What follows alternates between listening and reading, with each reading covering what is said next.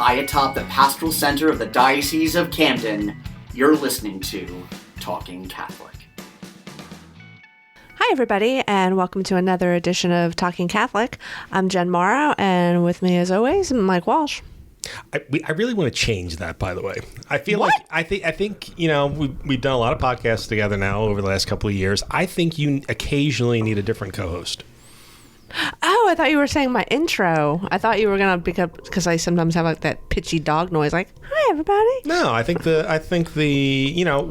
listeners get a break from me once a month when Mike Bress and Marianella Nunez are on to talk about Catholic school related stuff. Okay. But I feel like I've listened to your other bogus podcast. You have? Yes. More than once? Yeah.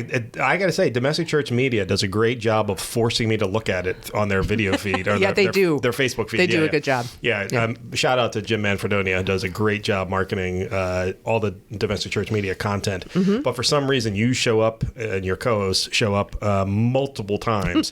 And on the last episode, you had Donna Ottavio and O'Britt. So it was like a cacophony of voices I hear in my head every day. And I was like, Sorry. Now it's coming after me on social media. But it got me to thinking, you've gotten good at, working with another co-host, and I'm starting to think like who could be, because I work a lot and, Oh, and I don't. No. No. My point was, occasionally I'd like to be away from time to time. I hear you. It would help you to have another reliable co-host you can have on. Sometimes I pair up with Mike Bress. Trying to get Mark Zamaro back on the podcast. Oh, yeah, he'd be great. Mr. Sports, that would be fun. Actually, today's guest might even work out. Today's guest could work out. That might. We'll bring him on later. Let's see what other things we can sign him up for before we introduce him. He seems very open to new ideas, so I'm happy about this. Agreed. New projects. Agreed. But you did another great job, another bang-up job. You and our colleagues on the Catholic Star Herald staff putting together a great publication this week, and this one should be at the public. It should be the publication everybody loves to read because it's all about our seminarians, our wonderful, lovely, cherubic, angelic, saintly seminarians. They are irritatingly kind and They nice are and fun. so kind. I'll be know. honest. I have never gotten to know so many seminarians as much as I have here in the diocese, and they are all extremely kind. They really are, and go out of their way to I was at I forget if we talked about this on the podcast. I don't think we did. Bishop Sullivan was honored recently by the seminary on Seton Hall's campus, the Immaculate Conception ceremony, St. Andrew's Hall, I think specifically. And as they have a Notes of Distinction event every year, that's a fundraiser for the school, for the seminary, and he was honored as for his lifetime achievement or award recipient, something like that. I'm a communications guy. I probably should have the facts in mind, but he got a nice award. And I got to be up there, and all the seminarians were there, along with a number of diocesan people who came up to support Bishop. And it was just lovely having not only our seminarians, but the seminarians from the other dioceses around, just flitting around, doing stuff, having fun. I was competing with one of the seminarians all night. What? Yes, one of our seminarians was Theo, was the photographer for the seminary. Okay. So literally, it was just a whole lot of me shooting above him, below him just constantly getting in my way. No, just kidding. Actually, he was doing a really nice job. I haven't seen his photos yet, but he was getting all the same shots. We should do a side-by-side. We really should. Like a lineup. I fear that his are better than mine. If they are, we can hire him as a freelance photographer. I'm more than happy to put the seminarians to work. I thought you were going to be like competing maybe on like who knows the most Marvel knowledge, which of course I would bet on you, of course. Thank you, as you should. I actually don't. Theo and I have never talked about entertainment. So we'll have to ask him. Yeah, we'll have to have him on and have a whole deep dive on everything except theology. just in seminary. That's because he'll beat us both real quick on the theology. Probably. But anyway, it was a great event, and it was lovely to be around all the seminarians, and it was just sort of it was good timing that I got to spend so much time with them, and they are truly all lovely people and so accommodating. It was nice because they were sort of the ushers, and one of our guys was the MC or a co-MC, and it was just really a lovely evening. And then to be able to read all of their stories in the paper this week, which were so well written, soup to nuts, just beautifully. I can't believe what great writers they are. Yes. And if you're wondering why that pause was there, because the editor did a lot of work this week, but she did it turning their prose into great content. So it was really wonderful stuff. Actually, I all of them wrote, like you said, there's 9 total, since we have a transitional deacon that's getting ready to be ordained. So there were 9 total, plus Father Adam, plus some special guests, and Right. which will be mentioned shortly. And yeah, everybody's story was different. That's what I really liked about this year, because not everybody was sharing a vocation story. Some of them were just about how life is going at the seminary, how it was different than what they had experienced growing up. Because one of the young men was saying he just grew up with a small family, and now he's living with 16 people, and the learning curve.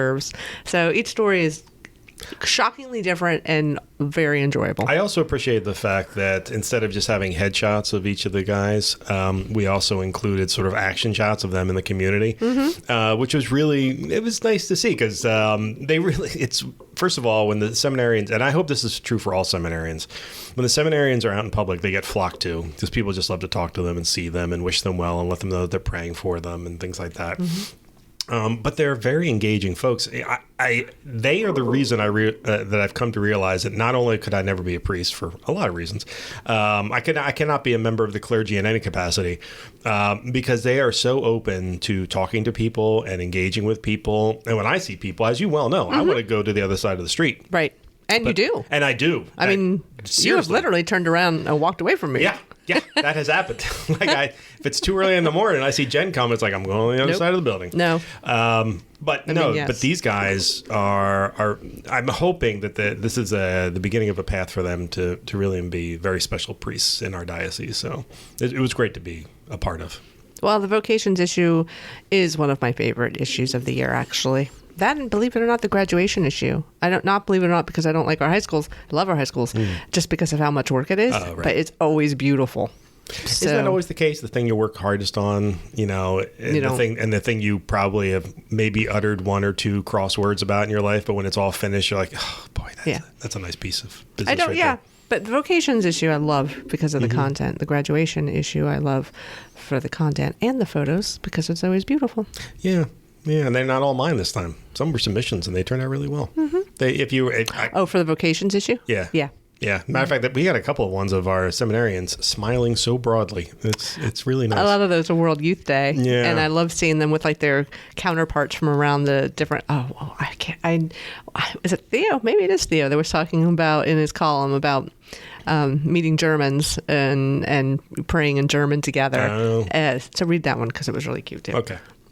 So if you would like to learn more about our seminarians or would like to see what seminarians do in general and sort of what inspires them and brings them to their calling, check out this week's Catholic Star Herald. You can go to catholicstarherald.org. I think all of the stories will be online at some point, right? Yep. But even more importantly, look at the newspaper, and get a subscription to the newspaper. Our newspaper is shockingly inexpensive. For an annual subscription of $21, you get 36 copies, something like that. 36 copies. I like that. 36 issues a year. There you go. For $21, right? Yeah. Is that what it is currently? Mm-hmm. Yeah, I know. I'm saying it. People do get your subscriptions now because I am totally jacking up the price on this at the second I get the opportunity. So get your subscriptions now while they're at the low price of $21 a year. For our parishioners, yes. For our parishioners. Wow, what's the regular price? $27? You literally have a copy. Okay, it's $27 for the normal No, I'm people? pretty sure it's 30. Yeah, $30. $30? Okay, it's $30. There you go. Listen, I'm just the associate publisher. I have much smarter people to handle the numbers end of this. But yeah, for the low price of $30 a year, which I will still be raising at some point, lock in now and get your subscription because it's outstanding. And it's mailed directly to your house. And the content is unbelievable. We get awards for this stuff. So by all means, please read it. And the photography. Oh, yeah, the photography is really good, too. But the content is spectacular. Yeah, and occasionally I write for it, too. Yeah, you do. Very occasionally. Same here. Yeah. I mean, your stuff is good, too. Right.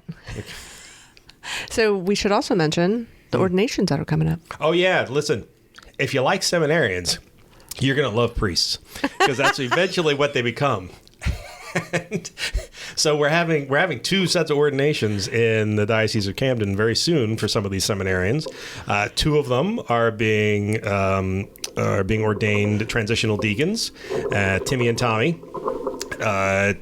Tom Piro and Tim Mulranen are going to be, let's see, that's May 11th in Seattle City at 10:30 in the morning. I will be there. We will be live streaming it, so if you can't be there, by all means, feel free to watch it on the live stream. And we do enjoy live streaming these things. Me and John Kalitz love spending our weekends together doing this stuff.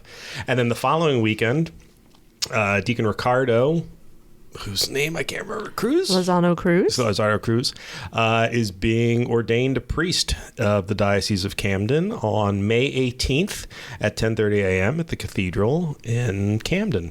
And once again, we will also be live streaming that as well. But there is one of the wonderful parts of coming to an ordination is getting the first blessings after these new members of the clergy have become ordained, and it's a big deal to get their first blessing. And the next day, at least for Deacon Ricardo, you also get to go to his first Mass, which is also a big deal, which I think I'll also be live streaming that as well for Deacon Ricardo, since he has family in Colombia. But so it's a lot of great stuff. Everyone who goes to an ordination is oftentimes blown away by it and many times changed by it. And it will be amongst the best homilies you'll ever hear Bishop Sullivan give. And he's already great at giving homilies, but those ordination homilies, he talks right to the men. They're so personal. Yeah. Sometimes I feel like I'm like a fly on the wall getting to hear like a father talk to a son. It is so beautiful. That's exactly how he considers it. And he spends days, weeks, maybe crafting them. It's really impressive, and he does it from the seated position, so he's very comfortable while he's up there, and it is very fatherly. It's really impressive. So I would encourage anyone to come to it, but certainly watch it on the live stream. There you go. Good stuff. Thank you. I also just wrote down, if you love seminarians, you're going to love priests, because that's what they become. Because I want to I just got to keep that one for a while. There you go. That's really good. Add that to your book of stuff you're writing down. Walshisms. Yeah. But listen, we want them to be wonderful. That's the goal, is for them to become great priests. And part of that is getting to know them now. And the seminary, we've talked to Father Adam and Father Josh about this, the vocations directors, being part of the community and meeting the people and talking to the people is important to their development, so they understand the nature of being a priest. And it really does inform them. And seminary is difficult. So knowing that they're kind of getting that sort of feedback of seeing everybody, it really does make an enormous difference. So please do it. And I'm being earnest right now, and that never happens. That's true. Yeah. So speaking about vocations, I think it's time to introduce our guest. I do. Who also has a vocation. Yes. So who we have with us today is Deacon Dean Johnson, and he serves at Church of the Holy Family in Sewell. Hello. Hi. It's good to have you on the show. Good to have you. It's very hard to be quiet when you guys banter like that. I just want to jump in. Get that a lot. One time we had somebody crying. They were laughing so hard without coming on.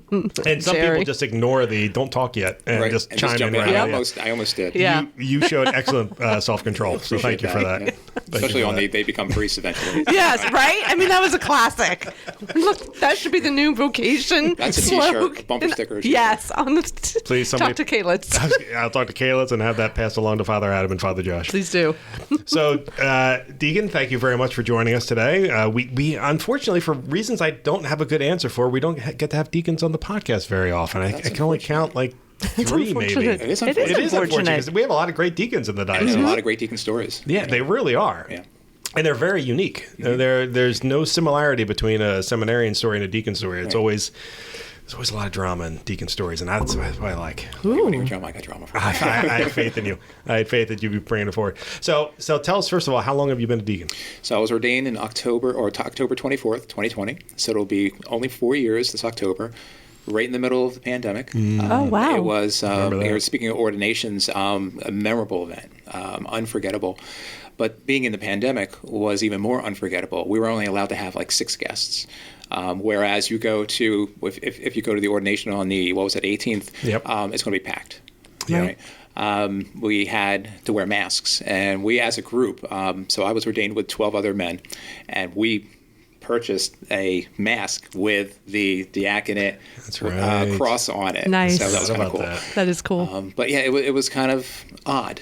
during that. But so yeah, it'll be 4 years this October. Congratulations. But the actual process started long before that, right? The process started long before that. It's a 5.5 year process altogether. It starts, with an aspirancy and then candidacy, and then you go.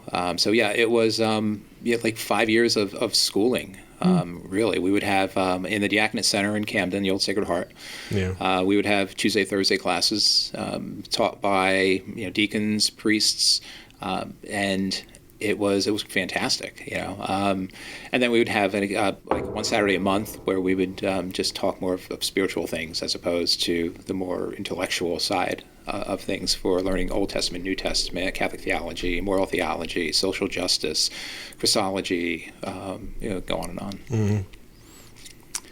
Oh, I was thinking about the class sizes when you were saying how many you said. So we had 12. 12. But perfect number, by the way. Right. Naturally, of course. Naturally. But I was just struck by, the difference. But we're blessed when we have, 5 or 6 priests being ordained. So 12 deacons, is that normal for that kind of? Well, there was a large gap in time between our group and this group who's currently, I think they're going to be ordained sometime in 25, maybe May of 25. Yeah. Okay. And I forget the number of them, but I think there might be 15 or 16 of those. Yeah. But there was a good 6-year gap with nothing. There was no group behind us. So in front of us, there was a group maybe every other year. Okay. And then all of a sudden it was us and then nothing. Yeah. There were no vocations. So it's nice to see, them getting back again. I do believe they have another group coming in. Yeah, it's weirdly cyclical. It's since the time I've been here, it's these weird cycles of you get a glut and then you don't get any for a little while, and then you get a glut, then you get any for a little while. The next group is nice too because it's very diverse. Yeah.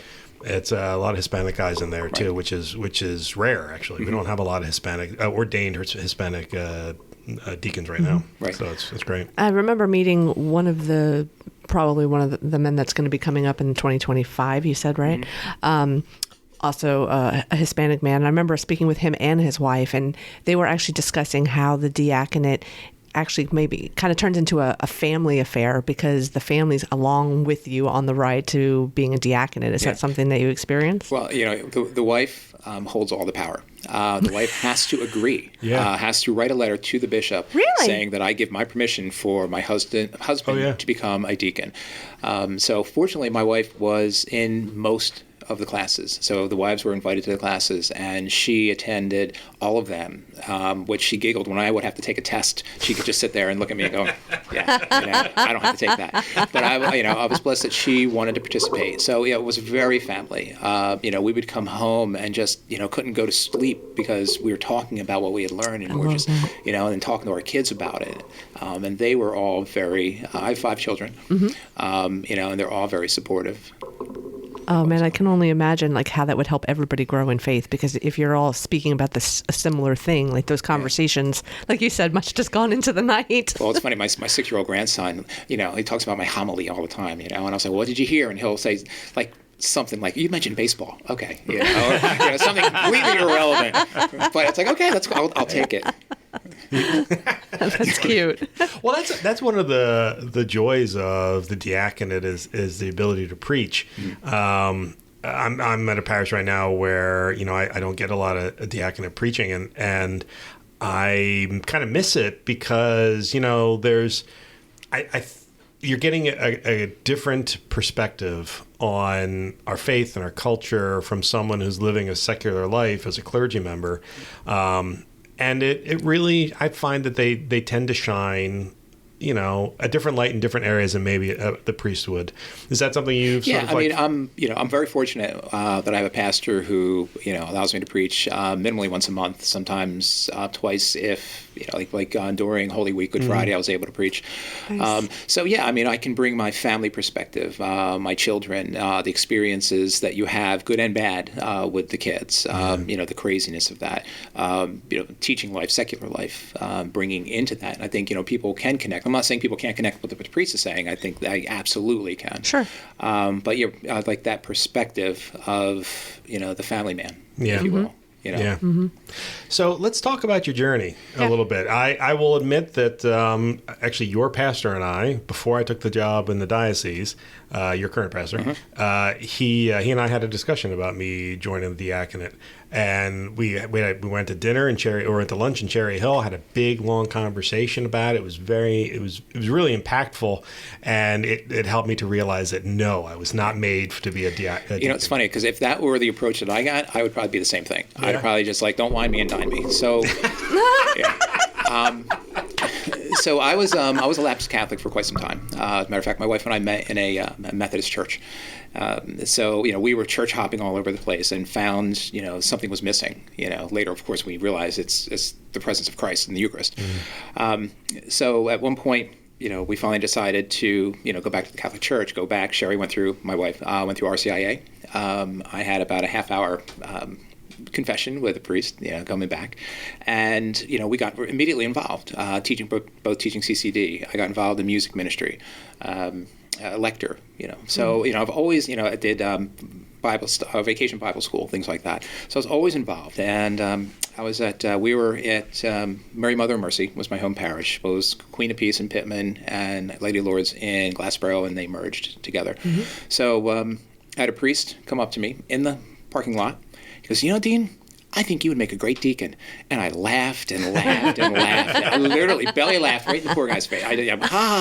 No, a guy like me is not a deacon. It's just not. I'm just not. So, okay, And then, just over maybe a 6-month period, it kept coming back to me.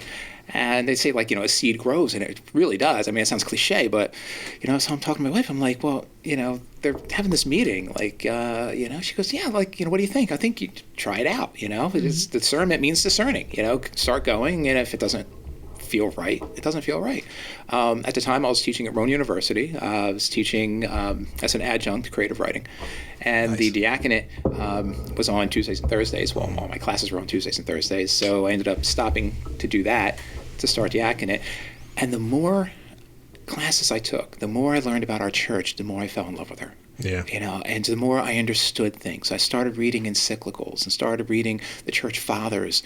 And it's just you talk about conversion, and then your conversion, and then another conversion, and then you're just growing and growing to the point where this is why hadn't I done this a long time ago? Yeah. Or I've always had this and just didn't realize it.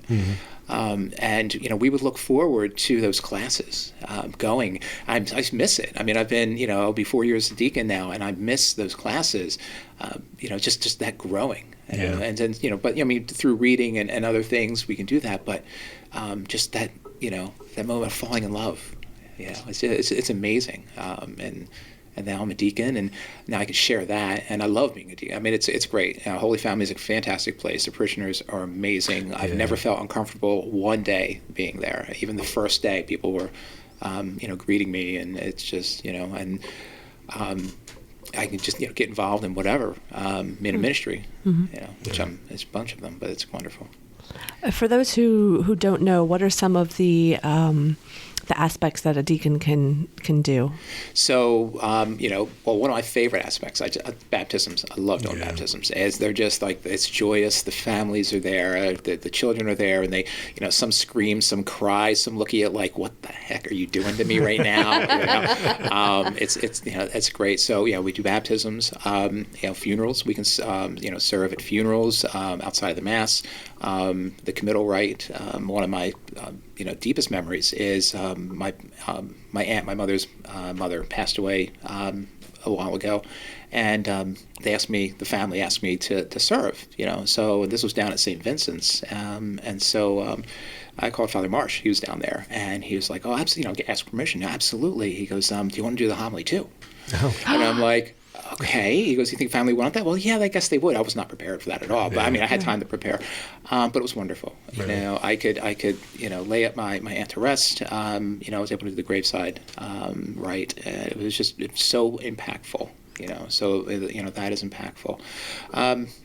We can, obviously we do, during Mass, helping during Mass, weddings, any wedding outside of the Mass, convalidations. So convalidation is when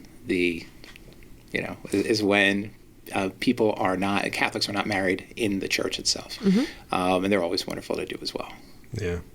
So. Wait a second, that sounds familiar. I feel like I know and it's funny because done that. I had that done. So my wife and I got married in a Bible church, and so after she went through RCIA, we had our marriage convalidated. So we went through that as well, which is kind of cool because now I can relate to those people who are coming back. And that's what you said too about a diaconate.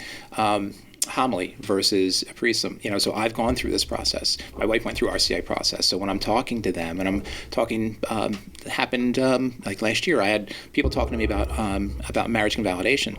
The non-Catholic ended up going through RCA this year, and she's now Catholic. Nice. So it's really cool.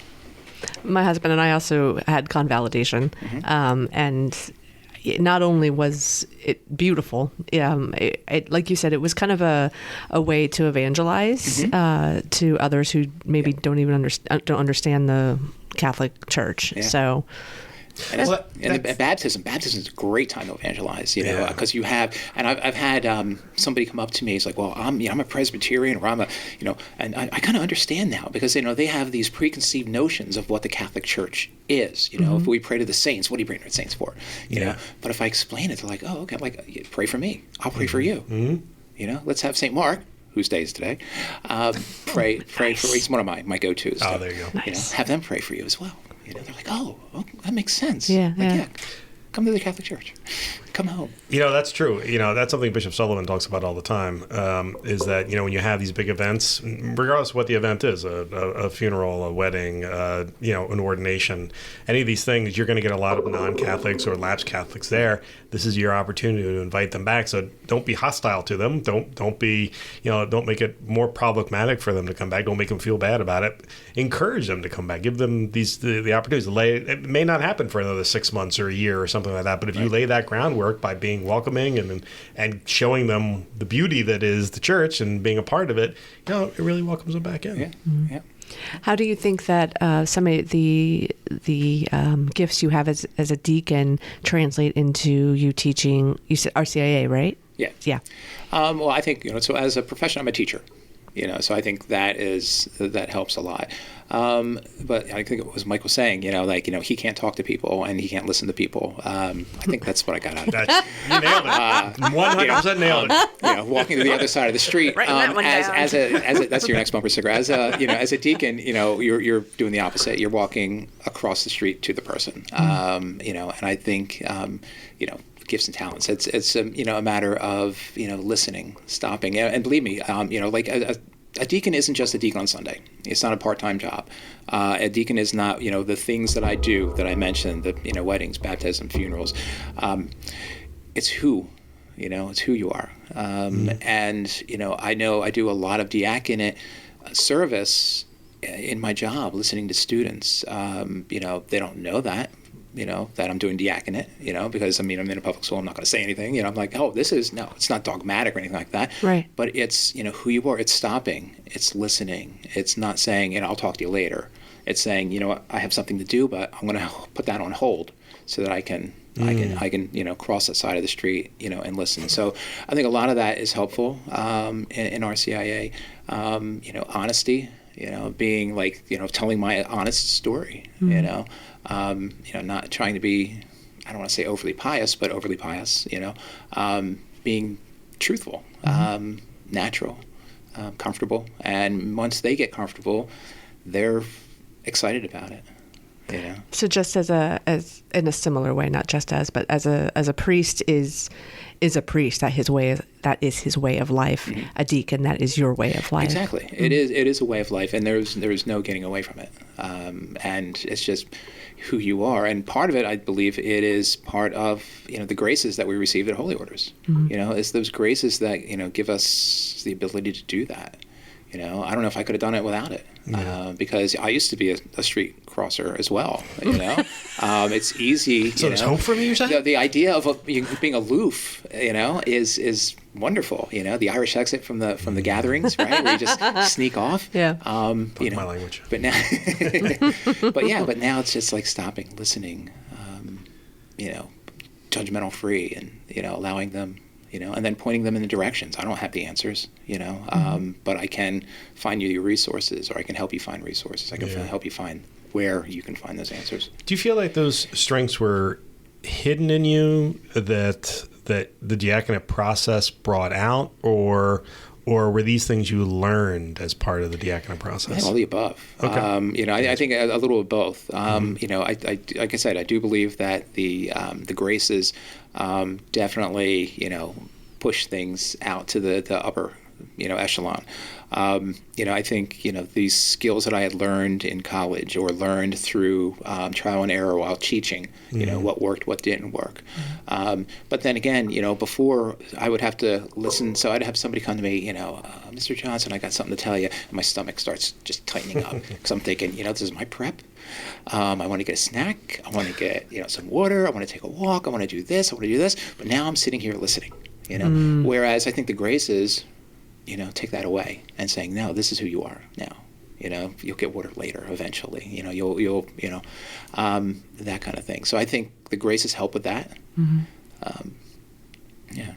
It's funny because listening to you, I'm remembering more of those conversations I had with Father Jim Bartoloma about, in that discussion. And I'm convinced, by the way, that I made the right choice of not becoming a deacon. I really do think the more I get to know you, so am I. Yeah, trust me. Everyone agrees with that. You're in good. There are so many quotables on this podcast today. You are in good company, I assure you. But listening to you, I do hope that people who do feel like they may have these gifts in them, I hope they'll consider it, because I really do think the diaconate is a wonderful opportunity for men who are not, have no intention of being priests, right, but to be able to serve in some capacity in a spiritual way in the church. My service to the church, I mean, technically I'm a minister of communications. I said in air quotes. That's my ministry here, but it's a very finite ministry. I know what my skill sets are, and they're confined to that area. Whereas as a deacon, really, there's very little you can't do short of, learning, few things related to the liturgy of the Eucharist. Right. No, that's true. Well, it's interesting because I was having a conversation, because every now and then I'll see somebody who's involved, a man who's involved, and it seems like, good fodder for a diaconate. And I went up to him and I was like, hey, listen, have you thought about it? And he was like, well, I don't feel worthy. And I'm like, stop. Yeah. And I do believe that that's holding back a lot of men. Yeah. The idea of worthiness. Mm-hmm. Well, first of all, none of us are worthy of salvation. That's period. But yes, there is that, sure you are. You can be, you got to get that idea of worthiness, out of your mind. What you did back then, what you're doing now, you've gone to confession, right? Now you're doing this, right? Yes, jump in, come on in. And it's just discernment. I've said, at the beginning, it's just discernment. It's just the learning, and at any point you could say, you're right, this is not for me. But if you don't start. That's a good point. Right. And investigate it. I know they have meetings, every now and then, just the informational meetings, or go up to any deacon. My gosh, they'll love to talk about it. So, hey, I was interested in, I will say it does seem like the deacons have to do a lot of, or not have to, but as part of their ministry, do a lot of PR for the diaconate. Mm-hmm. I haven't met a deacon yet that wasn't open to getting people in. Give any deacon that I know, give them a chance to talk about it. Yeah. Bring you in. We'll bring you in. Short of knocking on doors, we'll bring you in. For the single men that are out there who have considered the diaconate, that's the only ones I ever say, well, put the brakes on a little bit, because if I remember the rubrics correctly, if you're a single man who becomes a deacon, you cannot marry. That is correct. Yes. So if you're a married man, you're in, and if your wife dies, I read up on this too, you're pretty much out, unless there's a weird caveat to that if you have young children to you be can raised, yes, that still need to be raised, you can marry if you still have young children. Right. I see what you mean. The Vatican is great with rubrics, so right. And that's correct. Yeah. Although the high majority of the deacons, we do have some with young children, but the majority don't. Yeah. That is correct. If you're single, you're celibate to become a priest. Right. Right. But Sort no, of, but, maybe. Yeah. Sure. Give it some thought. Give it some thought. But yes, if you become a widower, then you are not to remarry. That is true. So I mean, there are, listen, every person who becomes a clergy member, there is a certain level of sacrifice to that. And the thing you're choosing to become a member of the clergy, you just have to get, like you said earlier, open eyes, Yeah.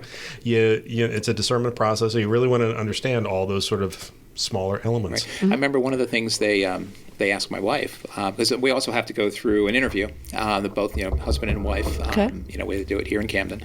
Well, how's it going to feel not sitting next to your husband, during Mass? Good question. And I think her answer was like, well, I'm not focused on my husband during Mass.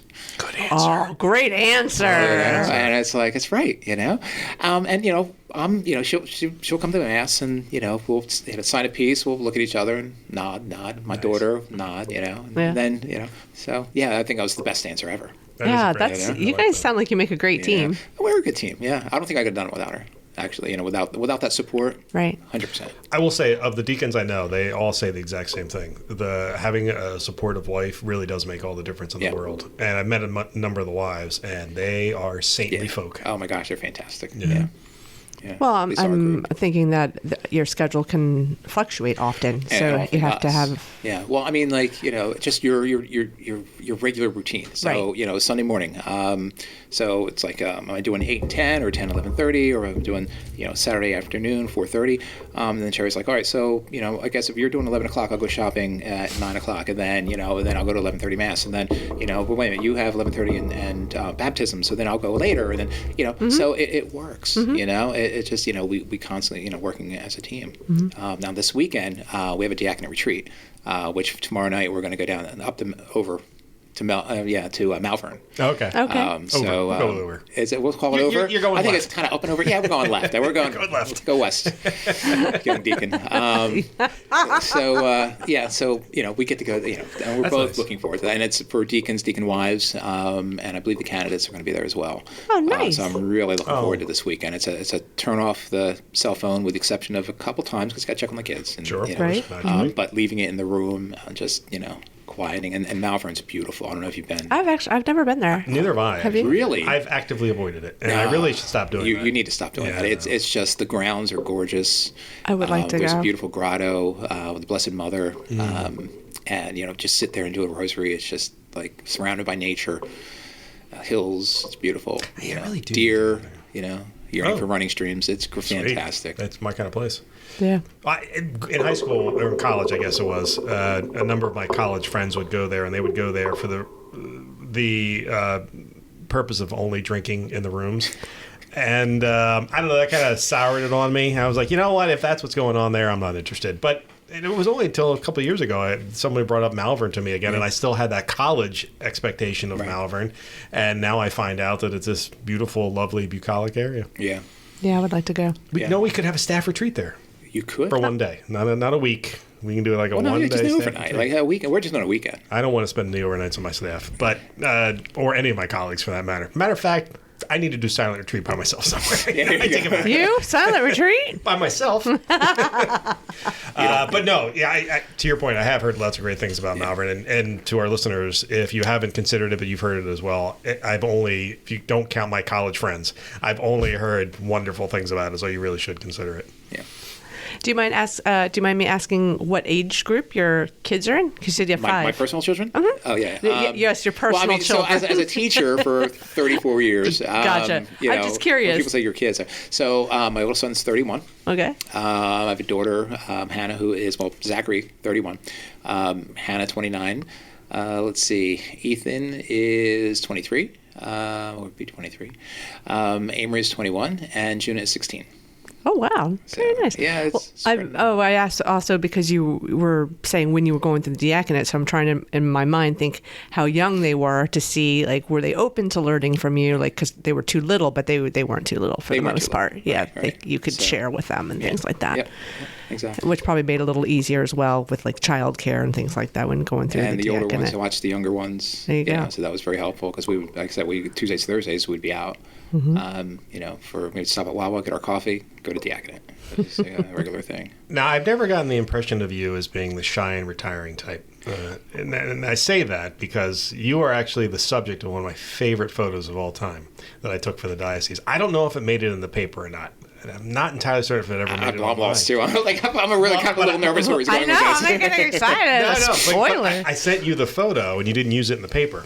There's a photo. Did? Yeah, I believe it was from the Christmas Eve Mass at, I believe, Holy Family, before you were a deacon. I know no, it was used. I know exactly what you're talking about. This was at Lady of Lourdes Hospital. I know hospital. Oh my God, Lady of Lourdes Church. Okay, right, yeah. It was Christmas Eve, and I love it so much.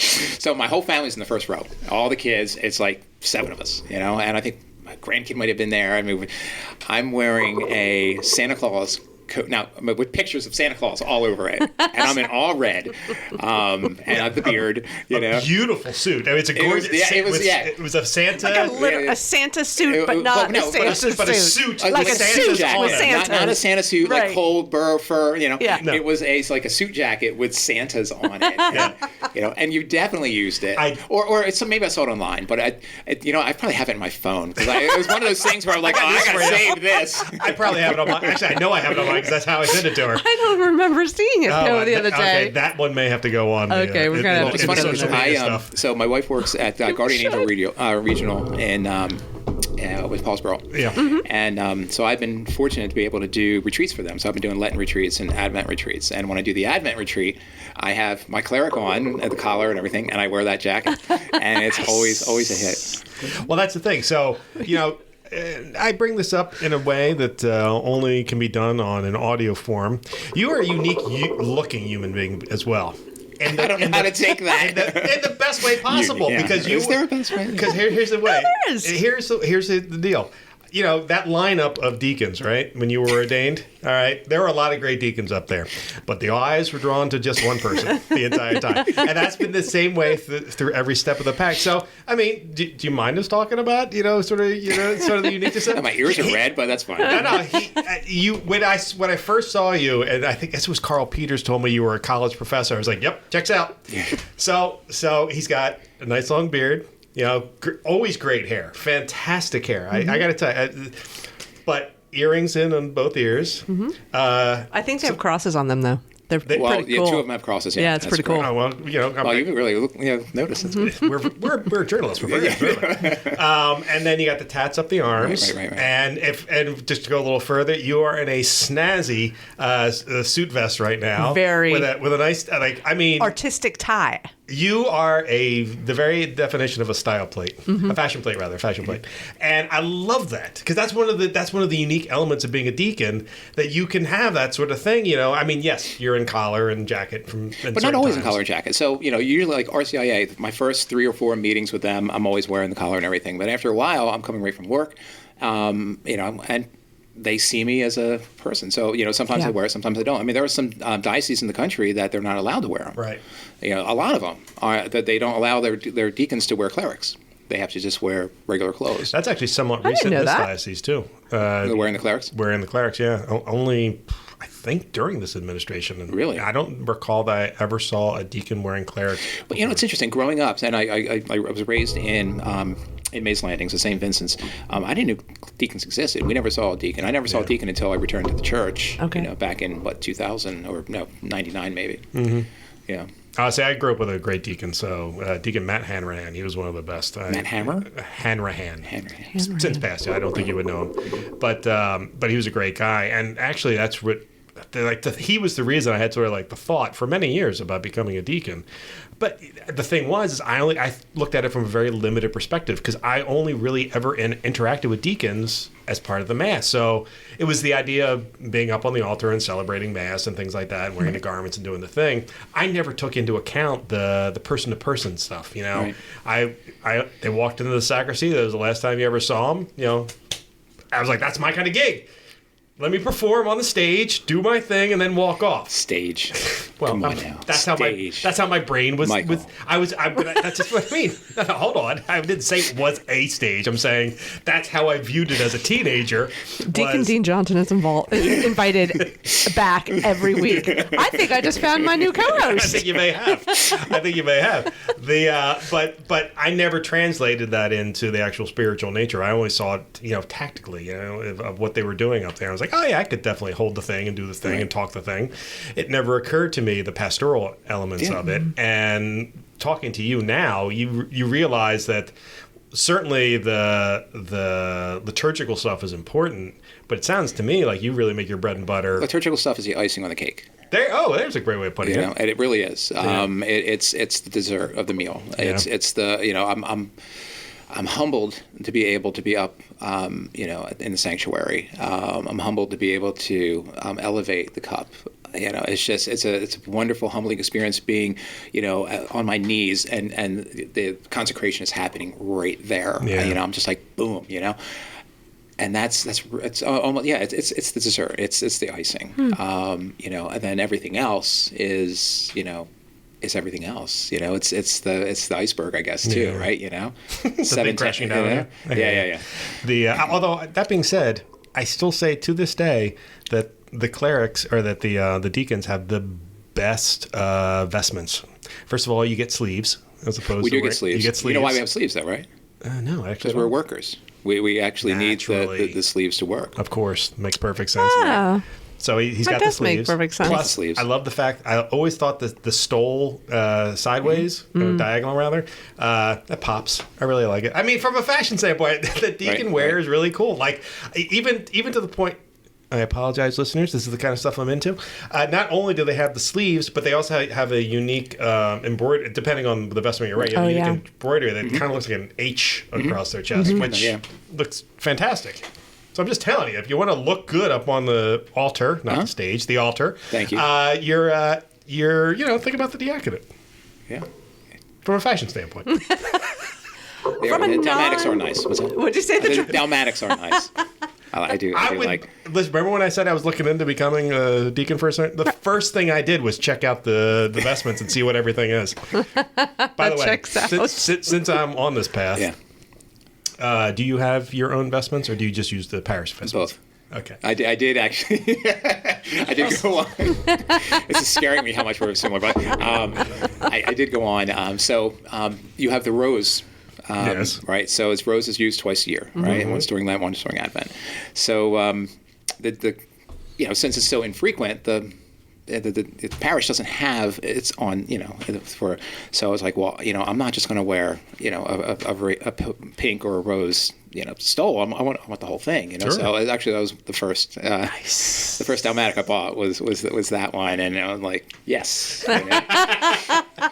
That makes me happy. Do you, so I have a lot of priest friends that travel, and they actually have travel chasubles and travel albs and stuff like that. Do you have travel gear for? No, I just when I had to go down to Mace Landing or something, I just took my stuff. Got there. Yeah. Okay. Although, I was able to use the Dalmatic that was there. I just took my alb and, so they had stuff there, which was nice. See, it's this kind of technical stuff that I appreciate. Yeah. Apparently, the spiritual stuff I have no time for, but this kind of stuff was interesting. Well, you kind of brought it up, and I thought it was a dumb question, but now I'm going to answer it. What is the symbol that's on the deacon sash? So a deacon is, it's Christ the servant, right? We're configured to Christ the servant. So it would be kind of like a towel. Like, think about Good Friday. Holy Thursday. Sure. Holding over there. So, it's a servant. Priest or persona in persona Christi, we are configured to Christ the servant. So we are there to serve. Isn't that cool? That is cool. That is cool. I honestly never knew the thought process that went in. That's why you see it on the diaconate cross. It has the cross with the stole over there. So that's pretty cool. Yeah, that is pretty cool. I like pomp and circumstance. As the listeners of this podcast know, I very much enjoy pomp and circumstance, which is why bells and smells. That's exactly right. Bells and smells. Going in the notebook. No, that's not mine. I can't take credit for that. I've never heard that. But you have definitely worked your way into being my replacement co-host. I'll tell you that. but that stuff, that stuff rings true for people. So, but it's a terrible thing to want to become a deacon for. So definitely look. That's why the discernment process is very important. Fashion should not be your part of your discernment. But I think it's interesting for that the parishioners, they can see that you are. I don't know. Here goes the air things again. A regular person, living in a secular, world, but yet being, a minister. Being a cleric.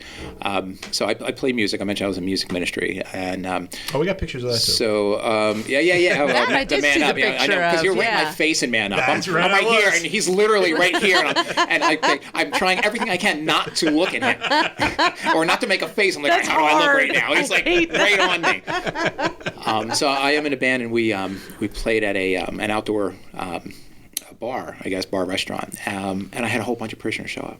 Oh, nice! Yeah, which is really That's cool. I mean, we're playing good, good classic rock kind of stuff, but they, then they see me, up on the altar and baptisms and RCIA and all the other stuff, baptism prep and stuff like that. It kind of goes back to what you were saying. It takes that idea that you have to be pious to become just be you. You're just trying to do the best we can and serve God in whatever way you're called God to. God knows who you are.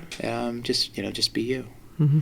Oh, one last thing about being a deacon that I've always enjoyed as well is the fact that technically you are not you don't work for the pastor, you work for the bishop. Absolutely. Yeah. Yes, we are to be obedient to the bishop, and the bishop is who assigns us, and that's another one of the. You get a good bishop, things are good. Is that the same with all holy orders?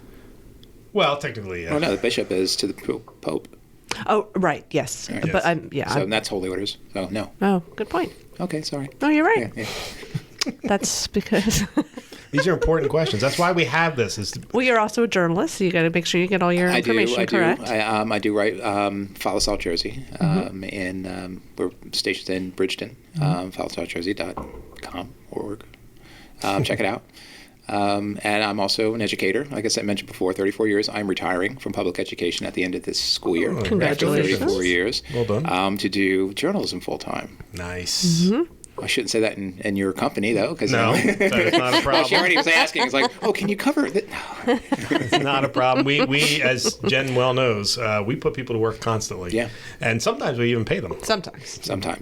I wouldn't know. But. I wouldn't know. Not currently. That being said. So I've heard. So, matter of fact, did we mention that at all? No, so I want to mention that. I'm going to read maybe I should ask you to read it. The very first, 2 lines. Because I thought the call, so yeah, he's like, not me. Ears are going to turn red again. So listeners, please pick up the most recent issue of the Catholic Star Herald and visit online. Deacon wrote a beautiful column about vocations, not his vocation story that he shared with us today, but vocations in general. And I read the first line, and first maybe 2 lines, and I was like, where is this going? And then I read the next line, I was like, that's where it's going, and I can't wait to see where it keeps going, because I was hooked after the first 2 lines, because it was not what I was expecting, and I love it. I'm going to read it. You want to read it? You can read it. All right. I feel like you should read it. Oh, you want me to read it? I do. All right. Less than 2 blocks from the house where I grew up, there was a forest where the neighborhood. Are you laughing at me now?